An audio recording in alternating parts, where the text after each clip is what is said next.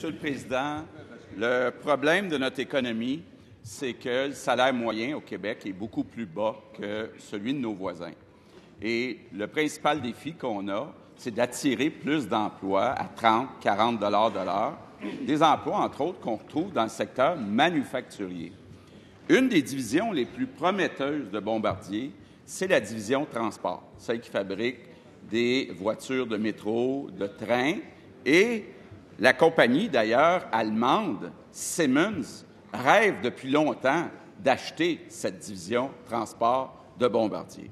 Or, on apprend qu'un organisme financé par le gouvernement du Québec, l'AMT, a réduit le contenu local exigé dans un appel d'offres. Résultat, les wagons de métro, de train vont être fabriqués à l'extérieur du Québec.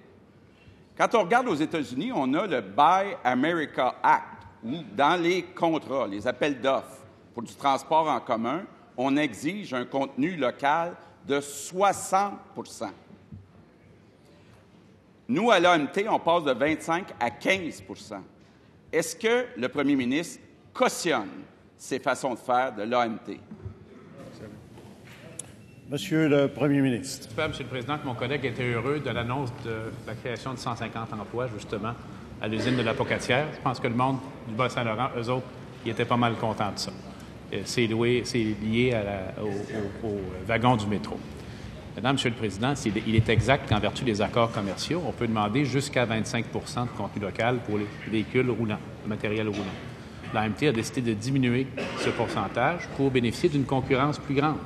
Je ne pense pas qu'il peut s'objecter au fait qu'il y a une concurrence pour les appels d'offres. Un bon appel d'offres, en général, ça survient lorsqu'il y a de la concurrence. Il y a maintenant un marché qui existe pour ça. L'AMT a pris sa décision. On verra quel est le résultat par la suite. Il y aura d'autres décisions à prendre également pour l'OREM. Et c'est la Caisse de dépôt qui gère ce dossier. Et M. Sebia a déjà indiqué qu'il aurait un appel d'offres complètement ouvert et international pour avoir le plus de compétition possible et les véhicules de meilleure qualité possible au meilleur prix pour les Québécois.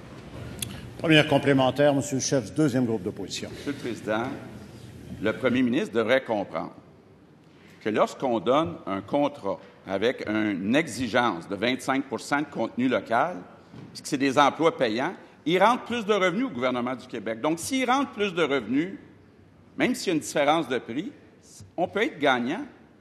Ce que le premier ministre vient de nous dire, c'est qu'il est d'accord avec le fait que l'AMT réduise à 15 %, qu'il est d'accord que la Caisse de dépôt avec le REM soit à 0 %. Quand va-t-il faire preuve de leadership? Monsieur le Premier ministre. D'abord, Monsieur le Président, moi, je ne dirais pas à la Caisse de dépôt quoi faire. Et je comprends que de façon répétée, mon collègue veut qu'on s'immisce dans la gestion de la Caisse de dépôt, qu'on leur dise où investir et quoi faire. La Caisse de dépôt, c'est le leader du projet.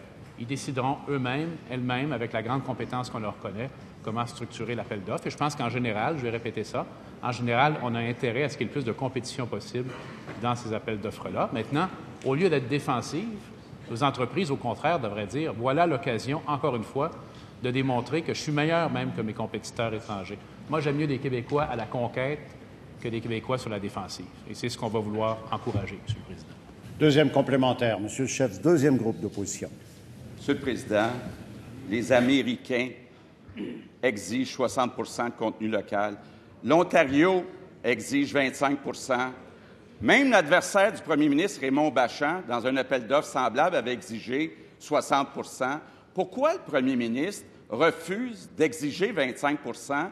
Je comprends qu'il ne veut pas savoir ce qui se passe à la Caisse. Quand va-t-il montrer un peu de leadership?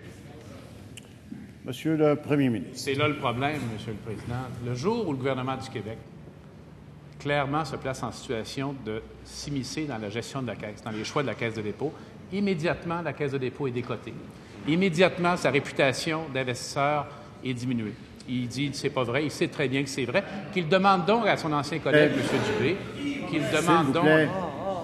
Monsieur le Président, mon collègue n'a que l'insulte à la bouche. C'est sa façon de faire la politique, c'est pas la